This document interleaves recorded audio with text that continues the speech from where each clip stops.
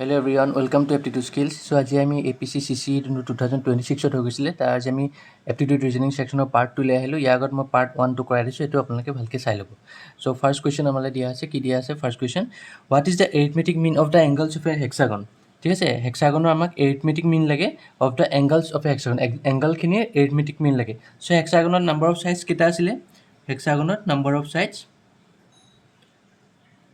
Hexagonal number of sides 6 টা আছে হয়নে সো যিকোনো পলিগনৰ হেক্সাগন পেন্টাগন ডেকাগন ইবিলাক সব পলিগন হয় ঠিক আছে পলিগন আপোনালোকে তিনটা ফৰ্মুলা মনত থব লাগিব যেতিয়া আমাক যদি এংগল খিনি খুদে এটা হেক্সাগন বা এটা পেন্টাগনত এংগল কিমান হ'ব হয়নে এংগল খিনি যদি আমি খুদে প্ৰত্যেকটো এংগল কিমান হ'ব ফৰ্মুলা আছিল n - 2 * 180 ডিগ্ৰী ডিভাইডেড বাই n এটো হল এংগলৰ ফৰ্মুলা এটা এংগল ইমান খিনি হ'ব এতিয়া আমাক sum of angle গুটেখিনি angle যদি আমি প্লাস কৰো হেতু কিমান হ'ব sum of angle খিনি হ'ব n - 2 * 180 ডিগ্ৰী হয়নে আৰু যদি exterior এটো হল interior angle ঠিক আছে এটো interior angle আৰু যদি আমাক exterior angle খুদে exterior angle কিমান হ'ব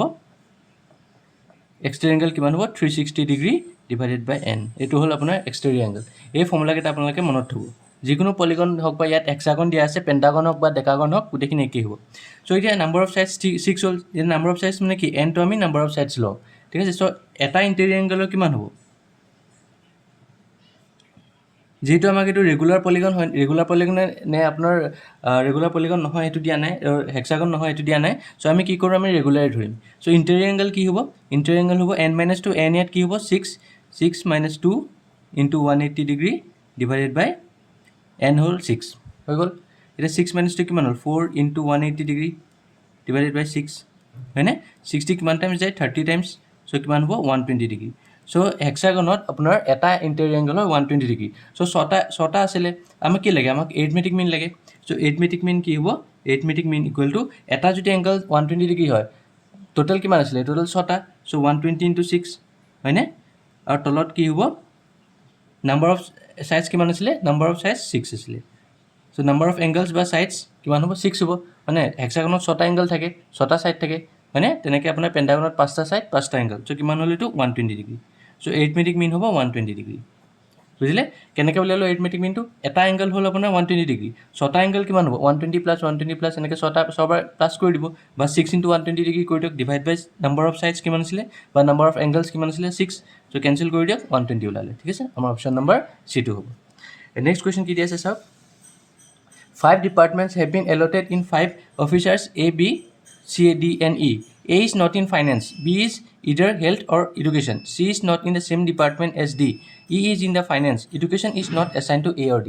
So, আমাক 5টা অফিচাৰ দিছে আৰু 5টা অফিচাৰত 5টা ডিপাৰ্টমেন্ট এলট কৰি দিয়া হৈছে এতিয়া আমাক এইখিনি পা আমি এটো বনাব লাগিব ঠিক আছে কেনেকে বনাম এতিয়া A B C D E হয়নে A B C D E এটো হল ইয়াত লাষ্টত চাও কোনটো আমাৰ এডজেক্ট হৈ আছে ইজ ইন দ্য ফাইনেন্স ইটো ফাইনেন্সত হৈ আছে আপোনাৰ এটা আমাক পুৰা দিয়া আছে ইটো ফাইনেন্সত হৈ আছে মানে বাকি ডিপাৰ্টমেন্ট কেটা আমি এই চাৰিটাত ভাগ কৰিব লাগিব মানে বাকি ডিপাৰ্টমেন্ট কেটা আমি এই চাৰিটাত ভাগ কৰিব লাগিব এতিয়া আমাক নেক্সট কি কৈছে B is either health or education B টো কি হ'ব পাৰে health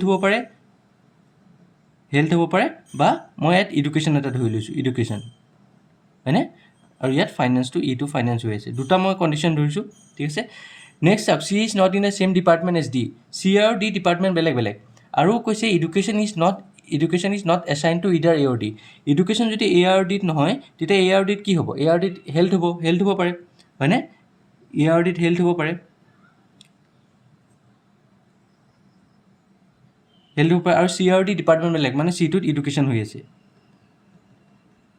So yat tinta health ase yat ami jodi sao A or D health ami bahai dilu A আৰু ডিট হেল্থ বহাই দিলো আৰু সি টু এডুকেশ্যন বহাই দিলো হয়নে এটা আমাৰ চাও একেটা মিলিছে নে নাই A is not in finance A to ফাইনেন্সত নাই B is either health or education B to health হৈ আছে এডুকেশ্যন হৈ আছে কোনবাটা আছে C is not in the same department as D C আৰু D department বেলেগ E is in the finance E to ফাইনেন্সত হৈ আছে education is not assigned to either A or D education to নাই হয়নে A or D education to নাই ঠিক আছে সো ইটা আমাক কৈছে B is in health ইটা B to আমাৰ হেলথত আছে নে নাই আমি এটো পুৰা এডজেক্ট কৰিব নোৱাৰিম হয়নে কাৰণ দুটা আমি কন্ডিশন পাই আছো A is in education A আৰু D education নহয় এটা আমাক ডাইৰেক্ট দিয়া আছে education is not assigned to A or D হয়নে? চ' আমাৰ অপশ্যন নম্বৰ এ আৰু বি কেঞ্চেল হ'ল। D is not in education, ডিটো এডুকেশ্যনত নাই, দুটা আপোনাৰ কণ্ডিশ্যনতে ডিটো এডুকেশ্যনত নাই, হয়নে? চি ইজ ইন হেল্থ, চিটো হেল্থ হ'ব পাৰে, চি ইজ ইন হেল্থো হ'ব পাৰে, হয়নে? চ' এতিয়া চাওক ইয়াৰ মতে কি দিয়া আছে, education is not assign to either A or D, এডুকেশ্যনটো এ আৰু ডিত এছাইন হোৱা নাই, এইটো আমাক দিয়া আছে কণ্ডিশ্যনটো। চ' ইয়াত কি কৈছে, D is not in education, ডিটো এডুকেশ্যনত নহয় আপোনাৰ, ইয়াৰ পৰা আমি কণ্ডিশ্যনটো পাই গ'লোঁ, হয়নে? ডিটো এডুকেশ্যন, কাৰণ এডুকেশ্যনটো এ অৰ ডিক এছাইন হোৱা নাই, education is not assign to either A or D, হয়নে? চ' আমি ইয়াৰ পৰা কি পালোঁ, D is not in education, আমি এইটো উলিয়াব পাৰোঁ, ঠিক আছে? নেক্সট কুৱেশ্যনটো চাওক কি দিয়া আছে।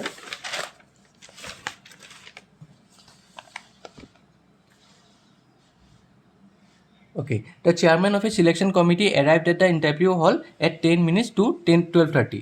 ঠিক আছে, তো আমাক কুৱেশ্যনটোত কোৱা হৈছে chairman of the election committee হলটোত এৰাইভ কৰিলে, কিমান টাইমত সি এৰাইভ কৰিলে? এৰাইভ কৰিলে সি 10 minutes to 12:30, মানে 12:30 বাজিবলৈ 10 মিনিট, কিমান হ'ব তেতিয়াহ'লে 12:20, হয়নে? 12:20 PM সি এৰাইভ কৰিলে। He arrive 20 minutes earlier than the other member, other member কিমানত কৰিছিল তেতিয়াহ'লে? Other member he arrive 20 minutes earlier, মানে সি এৰাইভ যদি 12:20 হৈছে আৰু বাকী মেম্বাৰখিনি যদি 20 মিনিট আৰ্লি, সি 20 মিনিট আৰ্লিয়াৰ মানে কি, বাকী মেম্বাৰখিনি 20 মিনিট বেছিকৈ হৈছে, হয়নে? চ' কিমান হ'ব এতিয়া, 20 মিনিট প্লাছ কৰি দিয়ক 12:40, হয়নে নাই? এতিয়া হি arrive 20 minutes earlier than the other members, হয়নে নাই? আদাৰ মেম্বাৰ্ছ 12:40 হ'লে সি 12:20 পালে, 20 minutes earlier হৈ আছে। হি arrive 20 minutes earlier than the other member who arrived late by 30 minutes of the scheduled time. এতিয়া কৈছে আদাৰ মেম্বাৰখিনি 30 মিনিট লেট হৈ আছে শ্বিডিউল টাইমৰ কাৰণে, ইয়াৰ পৰা আমি 30 মিনিট মাইনাছ কৰি দিয়ক, ওলাই যাব। তো শ্বিডিউল টাইম কিমান হ'ব? শ্বিডিউল টাইম ইয়াৰ পৰা আপুনি 30 মিনিটছ মাইনাছ কৰি দিয়ক, কিমান হ'ব? 12:10 PM, হয়নে? চ' সি কিমান টাইমত এৰাইভ হ'ল? 10 মিনিট, 12:30লৈ 10 মিনিট আছে, চ' 12:20, 12:20 সি এৰাইভ হ'ল। হি arrive 20 minutes earlier than the other members, মানে সি 20 minutes earlier এৰাইভ হ'ল, বাট ইয়াৰ মানে কি যে আদাৰ মেম্বাৰখিনি 20 minutes পিছত আহিছে তাৰ পৰা, চ' ইয়াৰ পৰা 20 minutes পিছত কিমান হ'ব? 12:40 আদাৰ মেম্বাৰখিনি পাইছে, তেতিয়াহ'লে সেইটো কণ্ডিশ্যন আমাৰ ফুলফিল হৈ আছে। হি arrive 20 minutes earlier than the other members, হয়নে? 20 minutes আগতে পালেহি 12:20। এতিয়া কৈছে আদাৰ মেম্বাৰ হু এৰাইভ লেট বাই 30 minutes, এতিয়া আদাৰ মেম্বাৰখিনি 30 মিনিট লেট হ'ল, চ' শ্বিডিউল টাইমটো কি হ'ব? ইয়াৰ পৰা 30 মিনিট মাইনাছ কৰি দিয়ক, 12:10 হ'ল শ্বিডিউল টাইম, হয়নে? At time the interview schedule, the interview schedule in 12:10 PM, বুজিলে? এতিয়া নেক্সট কুৱেশ্যনটো কি দিয়া আছে, if x and y are two integers and x is not equal to y and x plus y equal to 20, suppose এতিয়া চাওক x plus y equal to 20 দিয়া আছে আমাক, চ' আমাক সুধিছে যে মেক্সিমাম ভেলিউ x y কিমান হয়, মানে x plus y 20 হয়, x plus y 20 কেতিয়া হয়? যেতিয়া আমি x equal to মেক্সিমাম যেতিয়া হ'ব, x equal to 10 আৰু আমি y equal to 10 দিওঁ, হয়নে? তেতিয়া মেক্সিমাম হ'ব, কাৰণ ইয়াত কৈছে যে x is not equal to y, so' x আৰু y ইকুৱেল নহয়, চ' এইটো কণ্ডিশ্যন আমাৰ ফুলফিল নহয়, হয়নে? নেক্সট আমাৰ কি কণ্ডিশ্যন চাব পাৰোঁ যে x equal to আমি 10 দিব পাৰোঁ, x equal to আমি 11 দিব পাৰোঁ আৰু y equal to আমি 9 দিব পাৰোঁ, তেতিয়াহে 11 + 9 20 হ'ব, হয়নে? অৰ y equal to আমি x equal to আমি 9 আৰু y equal to 11 একেই হ'ব, 11 + 9 20, চ' এইটো এটা কণ্ডিশ্যন আছে, হয়নে? এইটো এটা কণ্ডিশ্যনত যদি আমি x y চাওঁ, x y কিমান হ'ল? ইয়াত x y হ'ল আপোনাৰ 20, 11 × 9 99, হয়নে? কথাটো বুজি পাইছেনে? x plus y 20 কেতিয়া হয়? যেতিয়া মেক্সিমাম কেতিয়া হয়? যেতিয়া আমাৰ x ৰ ভেলু 10 থাকে, y ভেলু 10 থাকে, হয়নে? ইয়াত কৈছে যে x is not equal to y, x আৰু y ইকুৱেল নহয়, সেইকাৰণে আমি কি কৰিলোঁ, আমি এই অপশ্যনটো আমি নলওঁ। নেক্সট আমি কি চাম? 11 আৰু 9 চাম, তাতকৈ ইয়াৰ তলত কি হ'ব? 11, কাৰণ ইয়াৰ x y ভেলু কিমান হ'ব? ইয়াৰ x y ভেলু হ'ল 100, হয়নে? ইয়াৰ x y ভেলু 100 হ'ল, মেক্সিমাম ভেলু 100, ইয়াৰ তলত কি হ'ব? মেক্সিমাম ভেলু 99 হ'ব। তাৰ তলত যদি আমি এটা চাওঁ, তেতিয়া এইটোতো আপোনাৰ 12 আৰু y equal to 8 চাওঁ, 12 + 8 20, ইয়াৰ হ'ব x y ভেলু কিমান হ'ব? 96, কম হৈ আছে ইয়াতকৈ, চ' আমাৰ এইটোৱে ল'ব লাগিব আমি অপশ্যনটো, x equal to 11, y equal to 9, তেতিয়া আমাৰ মেক্সিমাম ভেলু পাম 99, বুজি পালে? চিম্পল আছিলে কুৱেশ্যনটো, অকণ ট্ৰিক্স লগালে এইটো আহি যাব আপোনাৰ। নেক্সট কুৱেশ্যন কি দিয়া আছে, consider the following statement, all poets are creative, some creative people are philosophers. Conclusion কি দি আছে? Some poets are philosophers, some philosophers are creative, okay? So' ইয়াত চাওক কথাটো হ'ল আপোনাৰ যেতিয়ালৈকে আমি ষ্টেটমেণ্টটো ৰং নহয় আমি ভেন ডায়েগ্ৰাম বনাই থাকিব পাৰিম। প্ৰথম কি দিছে চাওক, অল পয়েটছ আৰ, এইটো হ'ল পয়েটছ, অল পয়েটছ আৰ ক্ৰিয়েটিভ হয়নে? অল পয়েটছ আৰ যদি ক্ৰিয়েটিভ হয় এতিয়া আমি এনেকৈ লিখিব পাৰোঁ ক্ৰিয়েটিভ, এইটো আমি বনালোঁ all poets are creative. Some creative people are philosophers, চাম ক্ৰিয়েটিভ পিপল আৰ ফিলচফাৰ্ছ, মইতো এনেকৈ বনালোঁ ফিল' বুলি লিখি দিলোঁ হয়নে? এতিয়া মই আৰু এটা ডায়েগ্ৰাম বনাব পাৰোঁ, পয়েটছ, চাম পয়েটছ কি কৈছে, অল পয়েটছ আৰ ক্ৰিয়েটিভ হয়নে? All poets are creative, all poets are creative, আৰু কৈছে চাম ক্ৰিয়েটিভ পিপল আৰ ফিলচফাৰ্ছ,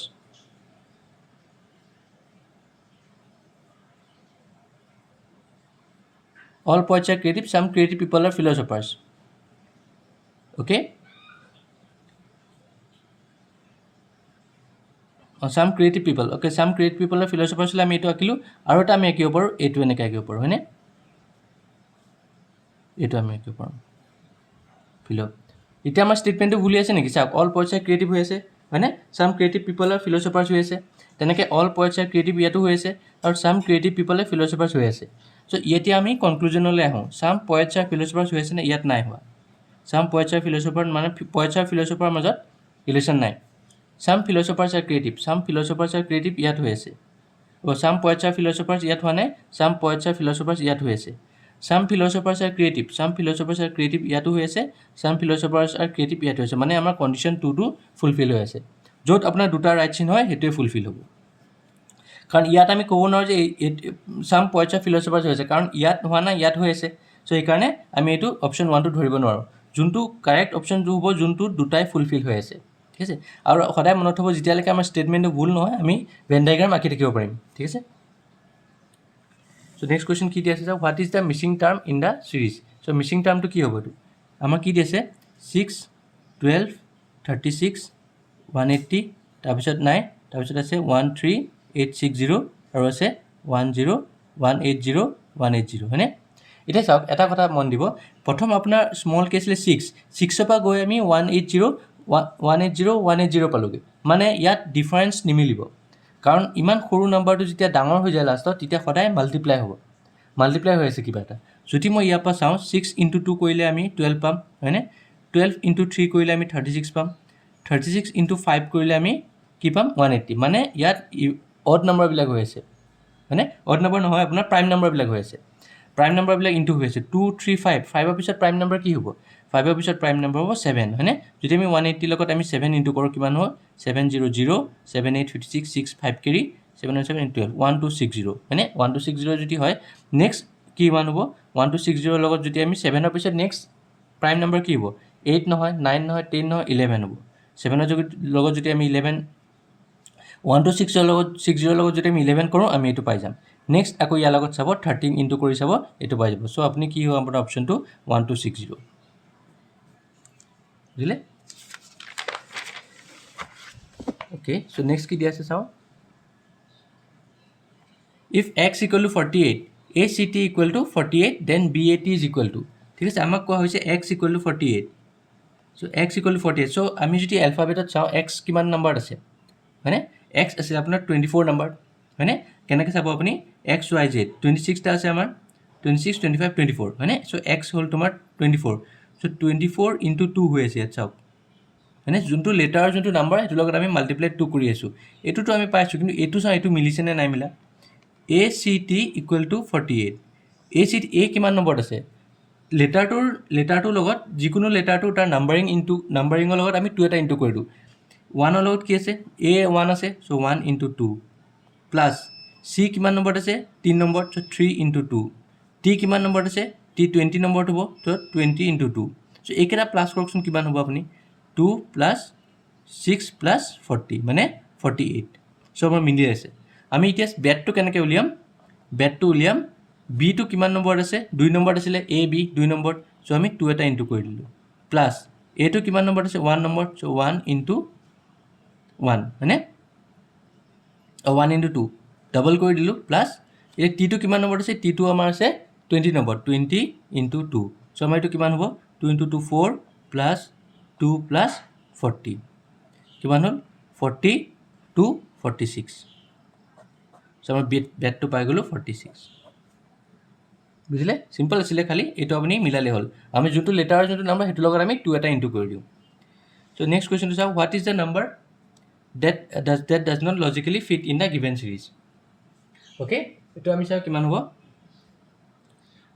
চাও 445 দিয়া আছে 221 109 46 25 11 আৰু 4 হয়নে তো এতিয়া চাওক ইয়াত দিয়া আছে ইয়াত 445 পৰা আপোনাৰ 4 পৰা আপুনি 445 পাই গৈছে সো এইটো আমি কি কৰিব এইটো মাইনাছত নহব হা এইটো মাইনাছত নহব যদি আমি চাও 11 টা আমি কেনেকৈ বনাও 4 * 2 + 3 হয়নে 4 * 2 8 8 + 3 11 ঠিক আছে নেক্সট যদি আমি এইটো চাও 11 * 2 + 3 মিলি আছে হয়নে এটা নেক্সট যদি চাও এইটো কিমান হ'ব 25 * 2 + 3 এইটো কিমান হ'ব লাগিছিলে 53 হ'ব লাগিছিলে এইটো 53 হ'ব লাগিছিলে তেতিয়া যদি 53 হয় এইটো মিলে নে নাই আমি চাও 53 * 2 + 3 হৈ আছে নে 106 + 3 109 তেনেকৈ এইটো যদি হয় 109 * 2 + 3 মিলি আছে সো আমাৰ এই 46 টো আমাৰ ভুল হৈ আছে সো আমাৰ কি হ'ব এই 46 হ'ব বুজিলে সো নেক্সট কোৱেশ্চন কি দিয়া আছে চাওক which of the following equation 1 + 3√2 as a solution so এইটোক আমি কি কৰিম এইটো আমি x এটা ধৰি ল'ম x = 1 + 3√2 এইটো দিয়া আছে ঠিক আছে এইটো আমি সলভ কৰিব লাগিব এইটো আমি কি কৰিম এতিয়া ফাৰ্ষ্ট আমি এইটো ভাঙি দিম ফেক্টৰাইজ কৰিম ফেক্টৰাইজ মানে এইটো আমি স্কোয়াৰ কৰিম ফাৰ্ষ্ট কাৰণ আমাৰ ৰুটটো উঠাব লাগে ৰুটটো আমি স্কোয়াৰ কৰিম স্কোয়াৰ কৰাৰ লগে লগে কি হ'ব ৰুটটো উঠি যাব 1 + √2 3 হ'ল এই ওপৰ ৰুটটো উঠি গ'ল হয়নে এটা কি হ'ল x² এই 1টো আমি ইফালে লৈ গ'লো -1 ইকুৱেল কি থাকিলে 3√2 হয়নে এতিয়া এইটো আমি লিখিব পাৰোঁ x² - 1 = 2 to the power 1/3 লিখিব পাৰোঁ হয়নে এই 1/3 টো আমি কেনসেল কৰিলে কি কৰিম আমি কিউব কৰি দিম দুইফালে এফালে কিউব হ'ল এফালে 2 1/3 ইনটু কিউব হৈ গ'ল সো এটা কি হ'ব এইটো হ'ল x² - 1 কিউব = 2 হয়নে সো ইয়াৰ পৰা আমি কি কৰিম যদি আমি 2 টো ইফালে লৈ যাওঁ x² - 1 কিউব - 2 = 0 সো আমাৰ অপশ্যন নম্বৰ C ঠিক আছে সো আজি লাষ্ট কুৱেশ্যনটোলৈ আহোঁ কি দিয়া আছে একদম ইজি কুৱেশ্যন দিয়া আছিলে এইটো what is the following which of the following is the smallest prime divisor of the number 20677 smallest কোনটো নাম্বাৰ দি ইয়াক ডিভাইড হয় 20677 20677 অপশ্যন আপুনি ইয়াত ডিভাইড কৰি চাব নালাগে আপুনি অপশ্যন এলিমিনেট কৰিব লাগিব কেনেকৈ কৰিব 3 দি আছে অপশ্যন নম্বৰ 1 3D কেনেকৈ ডিভাইড যায় যদি আমি গোটেইকেইটা প্লাছ কৰোঁ আৰু সেইটো 3D ডিভাইড যাব 7 + 7 14 20 22 22ক 3D ডিভাইড নাযায় সো এইটো অপশ্যন আপোনাৰ গ'ল 5 লাষ্টত 5 নাই এইটো অপশ্যন গ'ল 11টো আমি কেনেকৈ চাম এইকেইটা প্লাছ কৰিম 6 7 8 2 + 6 + 7 মাইনাছ এই দুটা প্লাছ কৰিম 0 + 7 কিমান হ'ব 6 + 2 8 বা 7 + 2 9 9 + 6 15 15 - 7 কিমান হ'ল 8 হ'ল 8ক 11 দি যায় নাযায় সো 11ও গ'লগৈ সো অপশ্যন কি থাকিলে আমাৰ 23 সো অপশ্যন কাৰেক্ট অপশ্যন হ'ব 23 আপুনি ডিভাইড কৰি চাব পাৰে এইটো যাব ডিভিজিবল হৈ আছে সো আমাৰ কাৰেক্ট ডিভাইড আপুনি নকৰিলেও হ'ব এনচাৰটো কাৰণ আমি গোটেইকেইটা এলিমিনেট কৰিয়ে দিলোঁ লাষ্টৰ অপশ্যন 23 বাকী থাকিলে এই 23 হ'ব আপোনাৰ এনচাৰ ঠিক আছে সো মই আজি ইয়াতে এৰিছোঁ সো নেক্সট ক্লাছত মই পাৰ্ট 3 লৈ আনিম আৰু পাৰ্ট 3 আৰু 4 দুটা পাৰ্ট হ'ব চাগে বাকী গোটেইখিনি চল্ভ হৈ যাব তেতিয়া ঠিক আছে আৰু ইয়াৰ পাৰ্ট 1টো আপোনালোকে চাই ল'ব আগত এনেকুৱা কুৱেশ্যনে ADRE কাৰণে আৰু যোনখিনি BEd আৰু যোনখিনি আপোনাৰ এণ্ট্ৰেঞ্চ এক্সাম হ'বলগীয়া আছে সেইখিনি কাৰণে মষ্ট ইম্পৰ্টেণ্ট হয় কুৱেশ্যনখিনি ঠিক আছে সো মোৰ চেনেলটো লাইক ছাবস্ক্ৰাইব আৰু শ্বেয়াৰ কৰিবলৈ নাপাহৰিব আৰু বেল আইকনটো ক্লিক কৰি দিয়ক যাতে মই যেতিয়া নতুন ভিডিঅ' আপলোড দিওঁ আপোনালোকে ন'টিফিকেশ্যন পাই যায় থেংক ইউ